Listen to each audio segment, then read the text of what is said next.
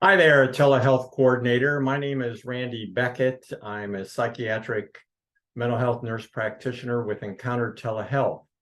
And telehealth coordinator is the term we use for the folks that help our providers, whether they're psychiatric mental health nurse practitioners or the talk therapy or counselor providers who are licensed independent clinical social workers, or some are nurse practitioners, help us get information and help us see the residents to improve their mental health.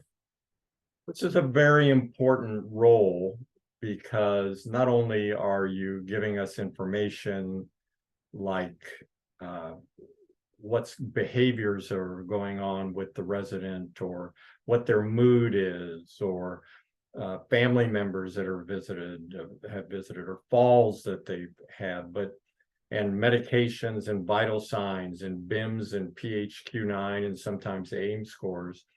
But you are our liaison to the resident, and going in and helping us see the resident.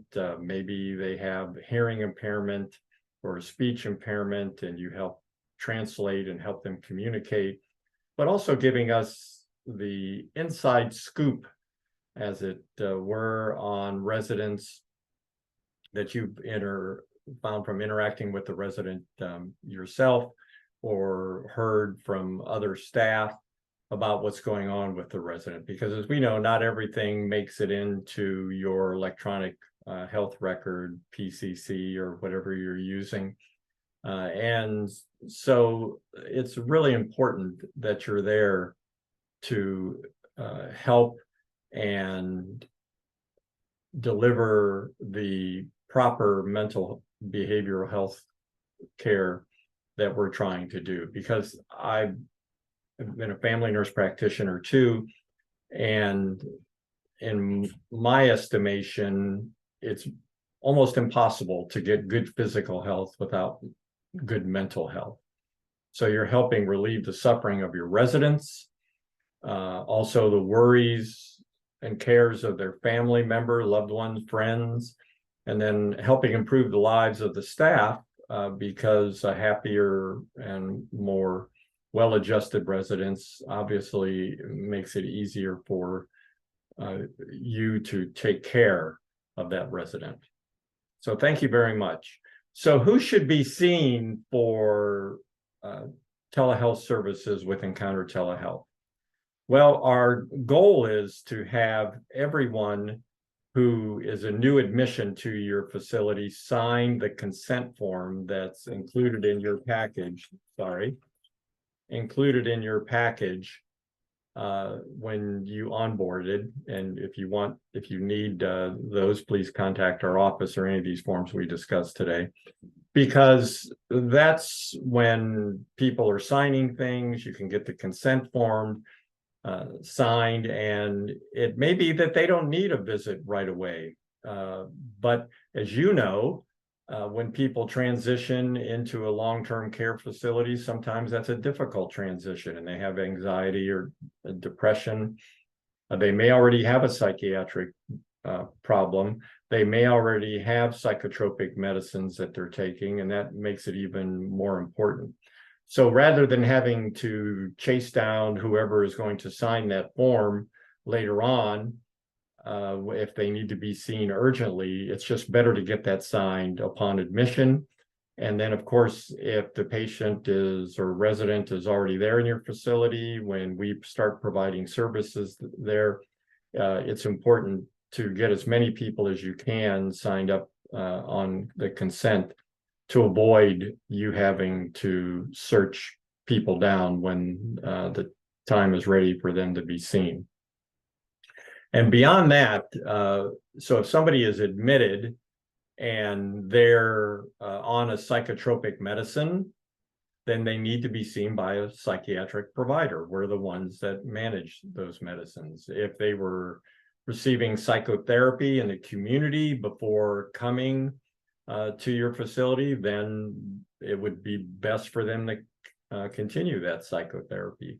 if they're not on any medications, but they have a psychiatric diagnosis, depression, anxiety, bipolar disorder, then they need to see a psychiatric provider.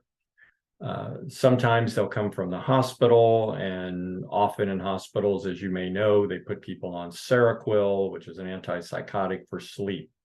That person definitely needs to be seen as soon as possible, because those medicines can cause harm in the elderly.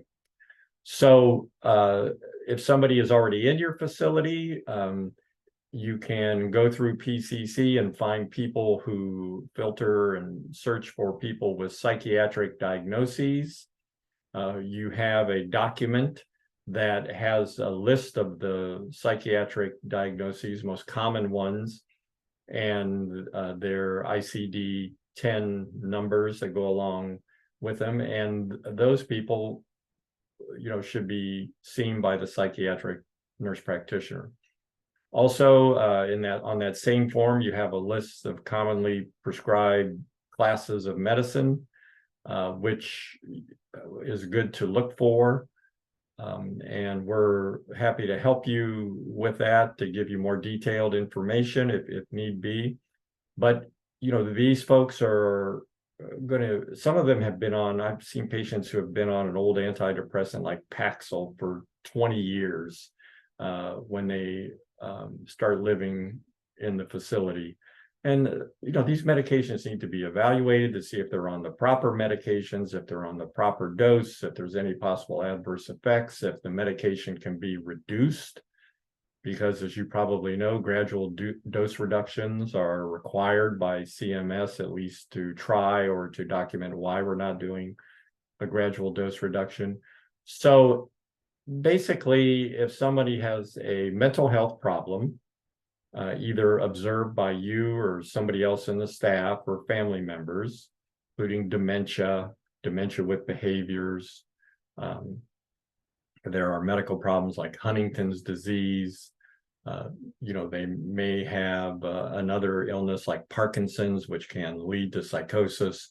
So if they have a medical problem that's causing psychiatric issues, or they have a documented psychiatric problem which is causing problems or not causing problems, just a diagnosis or medications, then those residents need to be seen by the psychiatric provider. And secondly, I've seen patients who I've seen as new patients, and they don't even have a psychiatric diagnosis. I've seen patients who have a BIMS or a cognitive test that would indicate moderately severe dementia, and they don't even have a dementia diagnosis. So it's good to have that evaluation to establish the proper diagnoses and also the proper treatment. And then as we go on, we have to look at reducing medicines, if that's advisable or not, and document if it is what we're going to do, and if it's not, why we're not going to do it. And so when you see that somebody needs to be evaluated, you contact our office in Omaha, and you'll talk to our staff there, and they'll get the patient's information, and then they'll set up an initial appointment for a new patient, which normally we schedule an hour for. Then you'll either send the information about the patient, including all their demographic information, insurance information, their problem list or diagnoses, allergies, medication lists, all that information via fax, or our staff, if you have granted us access to your electronic health record like PCC, can go in and glean that information and put it into our file. Then you'll set up an appointment, and you'll use our platform for telehealth with the iPad that you have. And on the day of the appointment, you sign in to that platform for telehealth. And then you and the psychiatric nurse practitioner or talk therapy clinician We'll go over the information that they require. Often, it's always what's going on with the resident, and what can you tell us about them, and if they're new, when were they admitted, do they have family in the area, really important information. You might have a provider who has access to your point-click care, and they may have obtained information that's been updated from there, or they may ask you for like the BIM score, PHQ-9, when it was done, reconcile or check, say, I have they're allergic to blah, blah, blah, or no allergies, and then go over what medications they're taking, psychotropic medicines, and any changes that have been done in the recent past, and just go through a discussion of the resident. And then if you have like 4 patients scheduled in a morning, you'll go over all that information first. So you'll be sitting at a desk with a computer, go over all the information on every one of those residents first that you're going to see, and get the information, exchange information. And then at that time, you will make the follow-up appointments for the residents that you have just seen, to save you from calling the office and having to make an appointment. Your provider will do that right then and there, make the appointments. You can write them down, put them in your calendar, whatever you do. Plus, the next appointment will be on the progress note that you receive from the provider after the visits are concluded. So then after you've gone through that for all the patients, made their follow-up appointments, then you'll go to the residents with the iPad, and the provider will interact with the resident. And for the psychiatric initial visit, it's and the follow-ups, usually the telehealth coordinator, or often I should say, will stay with the provider and the resident during that visit, during the initial visit, especially if there is a communication problem with hearing or speech. And then for follow-up visits, that's true as well. With some residents, for the initial visits, because it's a little bit longer, you can leave the iPad as long as that they can communicate effectively, and then they can press their call light button for you to come back and pick it up. Or for a psychotherapy visit, usually you will leave the iPad, because it goes without saying that the resident has to have the capacity to speak to the psychotherapist, to hear the psychotherapist, to have the cognitive ability to engage in psychotherapy. So they've already reached the bar that they can conduct the visit on their own. Then when that's finished, you get the iPad, or you just pick up the iPad if you've remained in the room, and go to the next resident. And then the provider will send you those notes by the end of business for that day. If it's, it'll come usually via fax. And if you don't get the fax, then please let the office know by the end of business for the day that the visit was done, so we can check on that, because sometimes fax systems fail.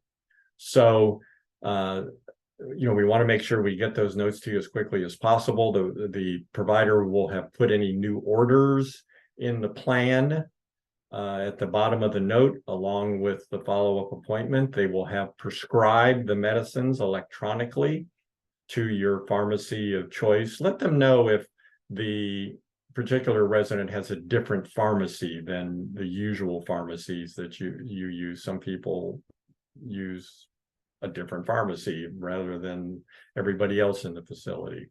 Also, let them know if the resident is in hospice, because we have to add a code to the visit to differentiate our visit from what hospice is doing. And yes, people in hospice still need psychiatric care, and often especially then. So please let the provider know if the resident is in hospice. And then the provider, if it's a psychiatric provider, may recommend that the resident have psychotherapy, that it's appropriate for them to have psychotherapy. We know that psychotherapy with medicines is more effective than either alone. So that can be arranged. Our office will call to schedule that resident for psychotherapy. So we really appreciate your help.